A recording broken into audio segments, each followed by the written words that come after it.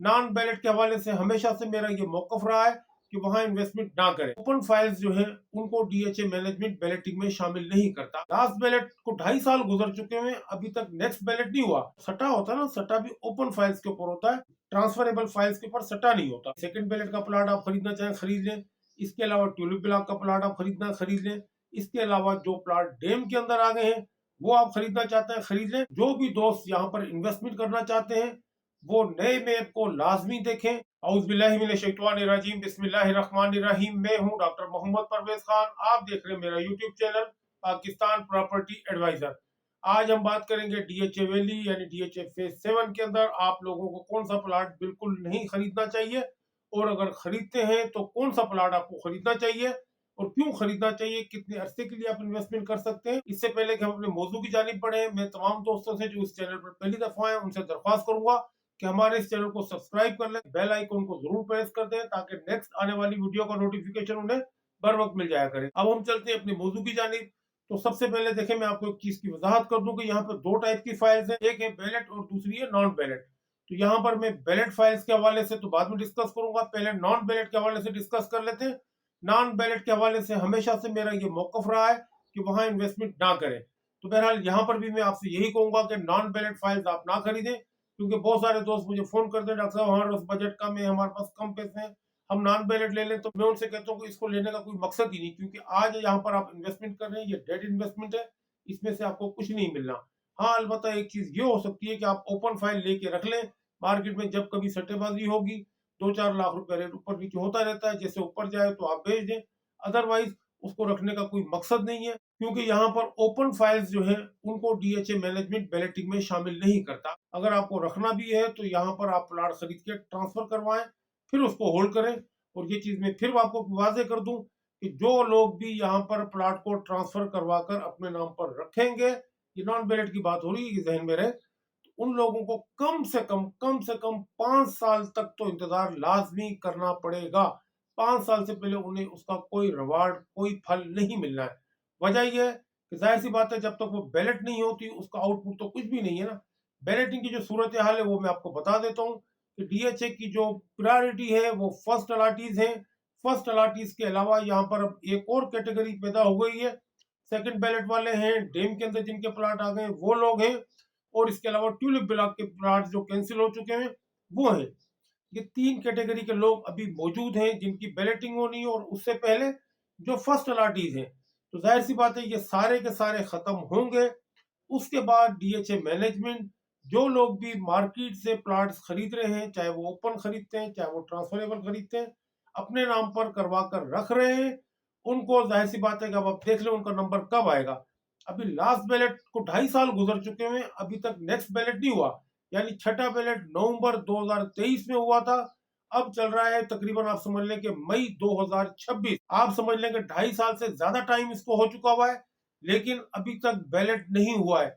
अभी अगर फर्ज करें बैलेटिंग होती भी है तो मेरी जो कैलकुलेशन है उसके हिसाब से फर्स्ट अलर्टीज जिन लोगों ने बुकिंग करवाई थी 10-12 हजार वो लोग बाकी हैं।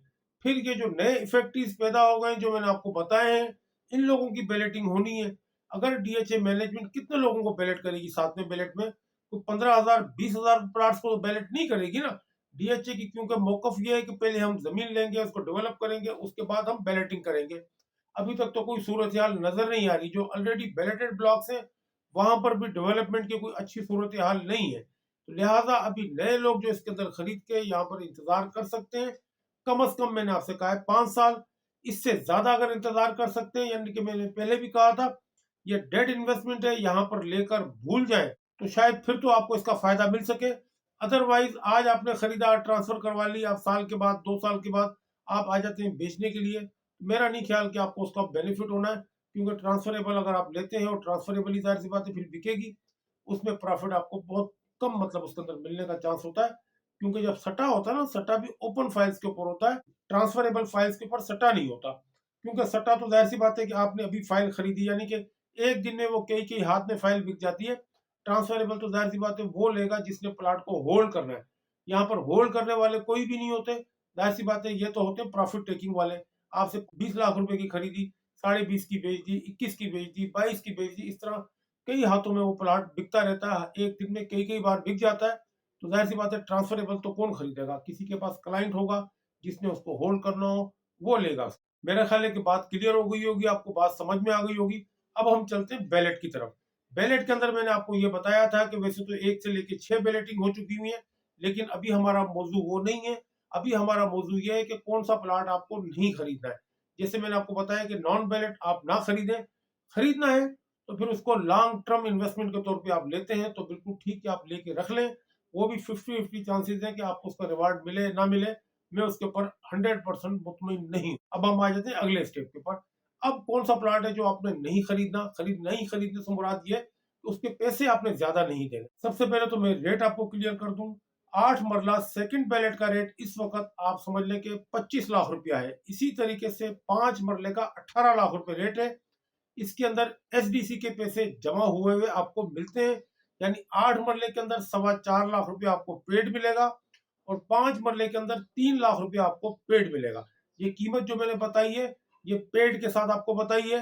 अब यहाँ पर आपने अगर प्लाट खरीदना है, एक तो ये सेकंड बैलेट का प्लाट आप खरीदना चाहें खरीद लें, इसके अलावा ट्यूलिप ब्लॉक का प्लाट आप खरीदना खरीद लें, इसके अलावा जो प्लाट डैम के अंदर आ गए हैं वो आप खरीदना चाहते हैं खरीद लें। रेट मगर मैंने आपको बता दिया है, इससे ज्यादा पैसे आप ना दें। इसीलिए मैं आपसे बार बार कहता हूं कि जो भी दोस्त यहाँ पर इन्वेस्टमेंट करना चाहते हैं वो नए मैप को लाजमी देखें, क्योंकि अब बहुत सारे प्लाट आप समझ लें कि ब्लू बेल ऑलमोस्ट आधा सेक्टर जो है डैम के अंदर चले गया है। इसी तरीके से रोज का बहुत सारा इलाका डैम के अंदर चले गया है, मगनोलिया बहुत सारा डैम के अंदर चले गया। खासतौर पर ये 3 सेक्टर्स के मैंने नाम लिए हैं। यहाँ पर प्लाट खरीदने से पहले आप लाजमी लाजमी जो है ना नए मैप को जरूर देखें। उसके अंदर आपको पता चल जाएगा अगर वहां पर प्लाट एग्जिस्ट करता है तो वो बेस्ट है, अगर एग्जिस्ट नहीं करता है तो उसका रेट मैंने आपको बता दिया। 8 मरले का रेट 25 लाख, 5 मरले का रेट 18 लाख रुपया। इससे ज्यादा पैसे अगर आप देते हैं तो वो जाहिर सी बात है कि आप अपना नुकसान करेंगे। क्लियर होगी मेरा ख्याल है ये बात। यहाँ पे थोड़ी एक बात की और वजाहत कर दूं, ब्लू बेल के बहुत सारे प्लाट ऐसे हैं जिनको डीएचए मैनेजमेंट ने पोजेशन प्लस कंस्ट्रक्शन लेटर भी इशू किया हुआ था। उन लोगों ने तमाम पैसे दिए हुए हैं, यानी ऑल ड्यूज क्लियर है वो प्लाट्स।